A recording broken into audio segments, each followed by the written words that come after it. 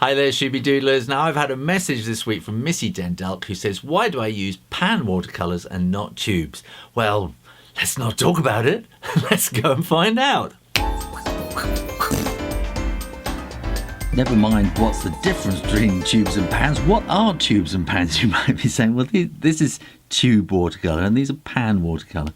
And pans, they come to fit in a little box like this. And there's a metal strip. They come in all sorts of different ways. Let me find one. And this is a very dried up one.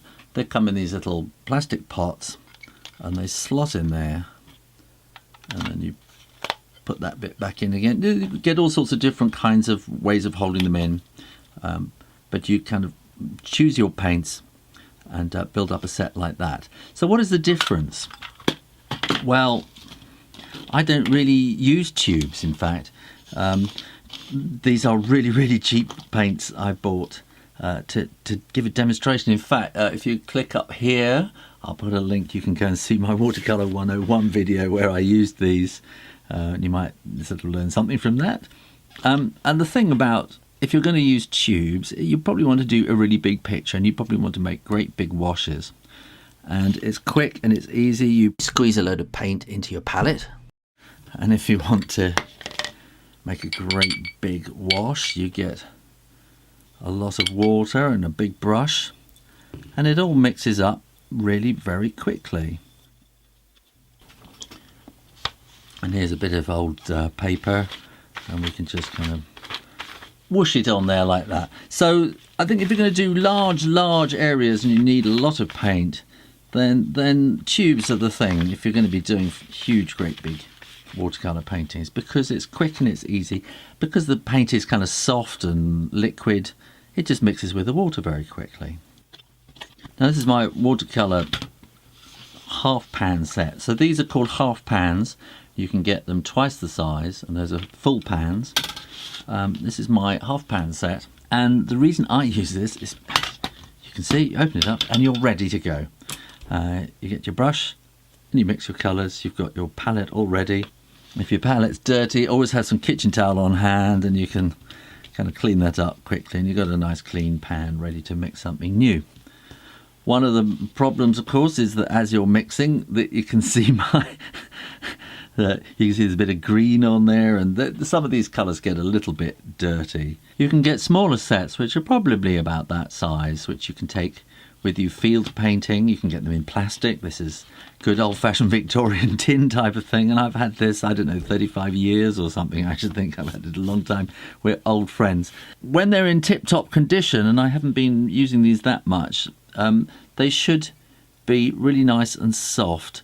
And so I'm just going to actually just go and drip some water into these pans, and that will revive them and make them kind of nice and soft and squidgy again.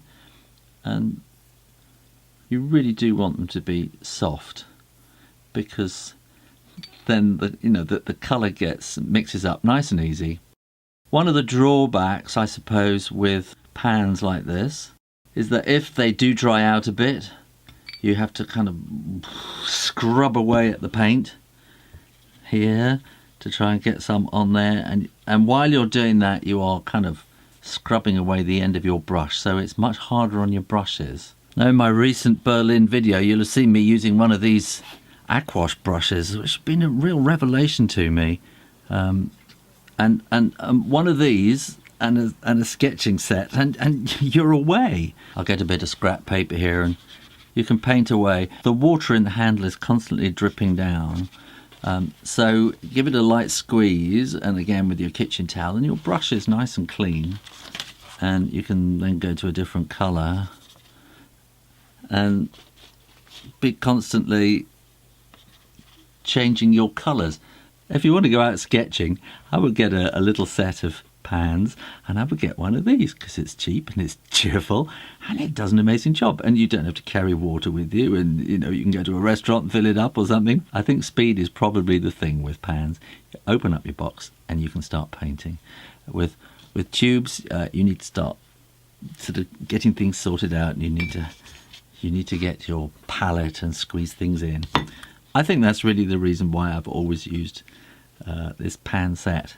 probably can't see, but on here, these are Winsor & Newton colours. It's a Winsor & Newton set, and they're artist's watercolour. And you'll find watercolours are kind of graded, and you'll get artist's watercolour, and these will be the best professional type.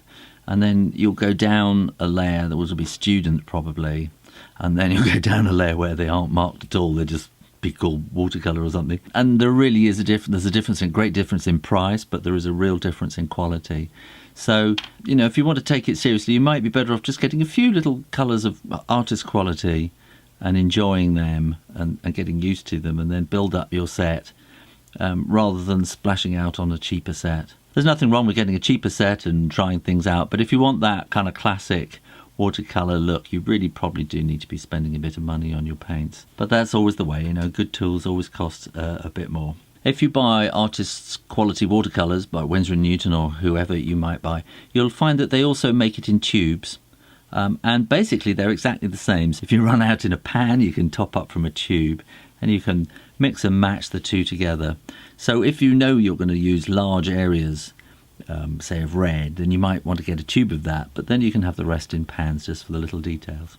Now, if you've got technical questions you'd like to ask me on my Wednesday show about drawing and painting or anything else I might know about, then put your questions in the comments box below, and maybe I'll be answering your question next week. Well, I hope you enjoyed that, and if you did, go and see my video about beginning with watercolours or take a chance with a mystery drawing. Either way, make sure you're subscribed, and remember, Wednesdays is advice day, so if you've got any questions, put them in the comments box below. In the meantime, keep drawing, practice, and I'll see you next time.